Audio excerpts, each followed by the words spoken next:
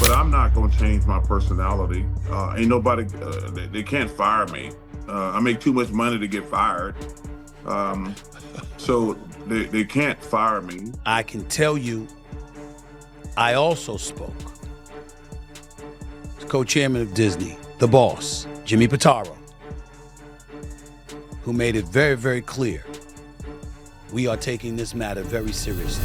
Charles Barkley is shaking things up at ESPN, and Shannon Sharpe isn't holding back. While Barkley stands firm with a $210 million contract, turning down extra appearances and daring the network to cut T.I.'s Shannon, sidelined after a controversial departure, watches closely. Unsurprisingly, he's speaking out, questioning why ESPN hasn't applied the same standards to Barkley. Adding to his challenges, Shannon is also dealing with legal issues, morality clauses, and mounting pressure from network executives. Meanwhile, Barkley remains undisturbed, subtly reminding everyone where they each stand.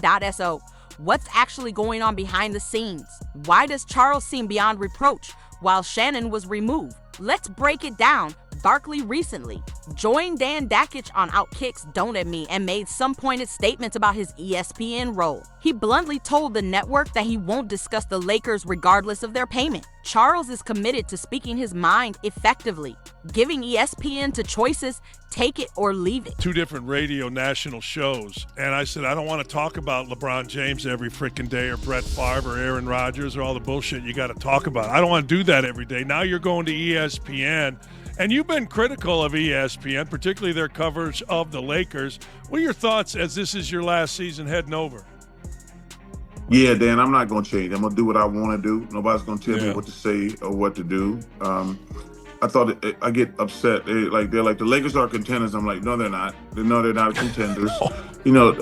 Kendrick Perkins, who don't know his ass from a hole in the wall. He's like, the Lakers are contenders. The Lakers are contenders. And I said, they're not contenders. Where most would follow corporate expectations to maintain favor, Barkley isn't concerned. Job security isn't on his radar, mainly because ESPN can't risk losing him. If anyone holds the advantage here, it's clearly Barkley, and he knows it. He declared, they can't fire me. I make too much money. Even if they did, they'd still owe me for 7 years, and I don't plan to stay that long anyway.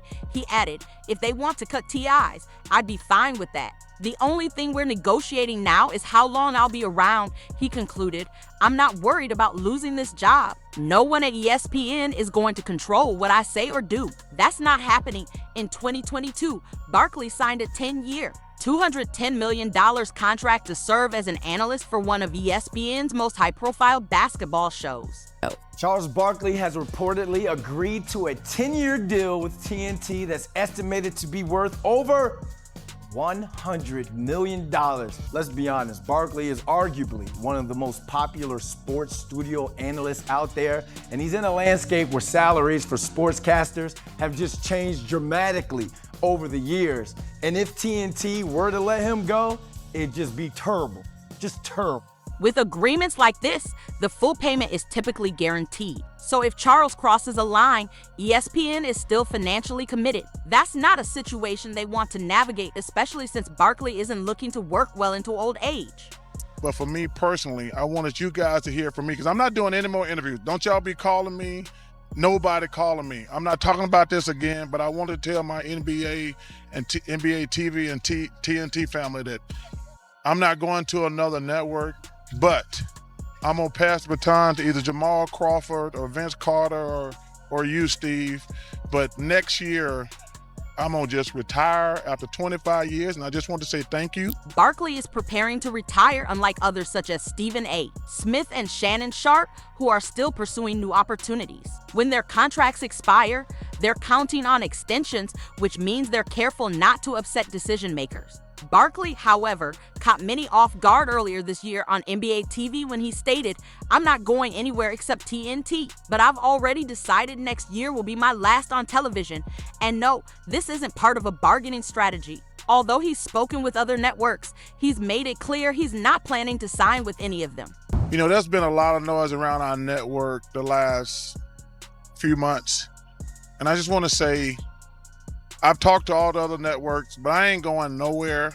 So he doesn't have Barkley isn't worried about the consequences. During his recent conversation on Outkick, his stance hadn't shifted. He mentioned that ongoing talks with the network are focused solely on how much longer he intends to stay. Technically, he still has 7 years left on his deal, but he's made it known he doesn't plan to fulfill the full term. The only decision we've been making is how long I'm gonna work.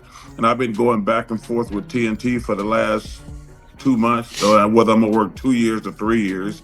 But if I really wanted to, I could stay for 7 years, which there's no chance of that happening. Zero.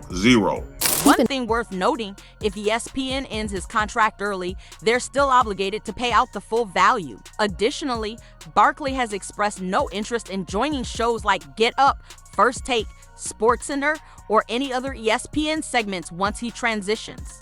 That shift was anticipated as ESPN will be taking over inside the NBA next season following TNT Sports' loss of NBA broadcasting rights, meaning Barkley will be moving to ESPN. Naturally, the network wants to make full use of their investment by having him appear on various programs. But Barkley has been clear he's not interested in taking on extra responsibilities.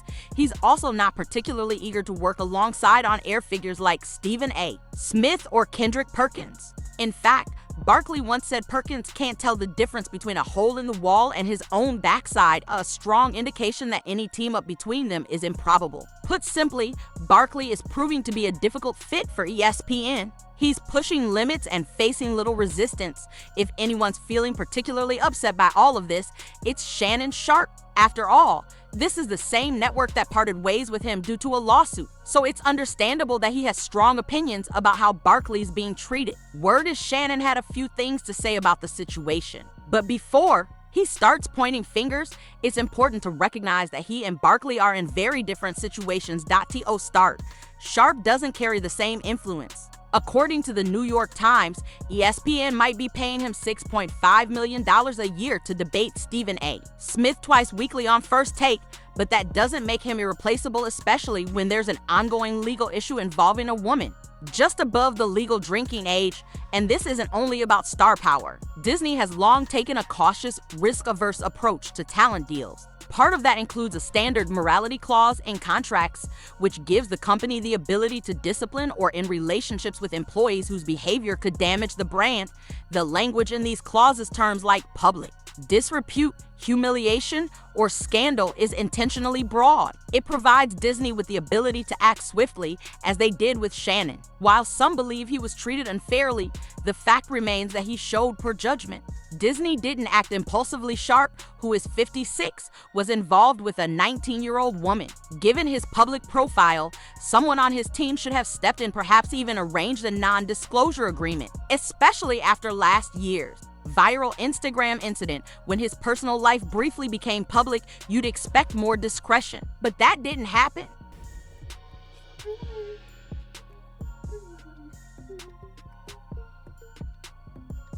Let's face it, Disney isn't typically known for missteps in situations like this. So when the issue came up, they responded promptly, and it appears the decision is final. One source even suggests that Shannon Sharpe may already be permanently removed from the network. Another source noted there are whispers that Shannon Sharpe's time at ESPN might be up. I contacted someone close to the production team at ESPN, and they confirmed he's still expected to appear on First Take every Monday and Tuesday. So, for the rest of the week, his absence seems to be part of his normal schedule. These insider comments seem reliable, especially since Stephen A. Smith mentioned having a conversation with Disney's CEO, who was reportedly taking Sharpe's controversy very seriously. I can tell you, I also spoke to co-chairman of Disney, the boss, Jimmy Pitaro, who made it very, very clear we are taking this matter very seriously, and we are looking into this very, very closely. Now, while Shannon may feel disappointed by how the situation played out, it's worth noting that he didn't exactly have strong backing from peers. Even before his $50 million legal case, there were earlier claims that he physically confronted a female production assistant at Fox Sports. That alleged incident occurred during his tenure on Undisputed from 2016 to 2023. Interestingly, Fox chose not to fire him. Instead, they reportedly reached a private settlement with the woman for several $100,000. Sharpe's representative firmly denied the accusation, saying there was no choking incident on the FS1 set. They described the situation as a harmless, playful interaction involving a few employees. Fox chose to handle it privately, and for more clarity, they suggested reaching out to the company. Still, many longtime viewers remain skeptical of official statements, and yes, people were surprised Fox didn't sever ties back then. But this is how the media world often operates. Technically, Disney and ESPN could have kept Sharpe after the latest issue, but doing so likely would have sparked criticism. Former SportsCenter host Sage Steele even spoke out about the matter before Sharpe's departure. She shared her thoughts on X, stating, "There's a long list of examples where ESPN or Disney sees conservative views as more problematic than questionable personal conduct." Her post was a response to claims that ESPN let go of women with right-leaning beliefs while keeping Sharpe on air despite his past controversies involving women. Former ESPN personality Ashley Brewer-Kaminsky also added her voice. "I still remember getting reprimanded by my boss just for posting a photo with a Republican congressman and a UFC fighter during a McGregor match on my story. Lol, the company has a well-known no politics policy for its on-air talent." Steele herself was suspended for speaking critically of the company's COVID-19 vaccine mandate. In contrast, Shannon's situation was far more serious. Had Disney chosen to keep him, it might have left them open to legal risks, including potential wrongful termination claims from former staff.so. In many respects, parting ways with Shannon was a smart, calculated decision for both Disney and ESPN. Meanwhile, Barkley doesn't carry that level of controversy. He may be outspoken and uninterested in staying quiet about retirement plans, but compared to Shannon, he's far less of a liability. Put simply, Barkley holds value. Shannon does not. That's why even Stephen A. Smith, who has consistently backed Sharpe, wasn't surprised by ESPN's decision. He stated when the announcement came that he and ESPN agreed he'd step away from the air, it was disappointing. It impacted the show and affected me personally because I'll miss him. But it wasn't unexpected. This is Disney. I've been with the company since 2003. I know how ESPN, the global leader in sports, operates. At the end of the day, Barkley is navigating his career on his terms and it's working. Shannon may feel frustrated by the perceived double standard, but before making any emotional decisions, he should reflect on the choices that led to this point. This wasn't about being wronged, it was about being held accountable. But what's your take? Is Shannon justified in feeling upset? Could he respond by turning against the network or even Charles? Let us know your thoughts in the comments and be sure to check out the next video.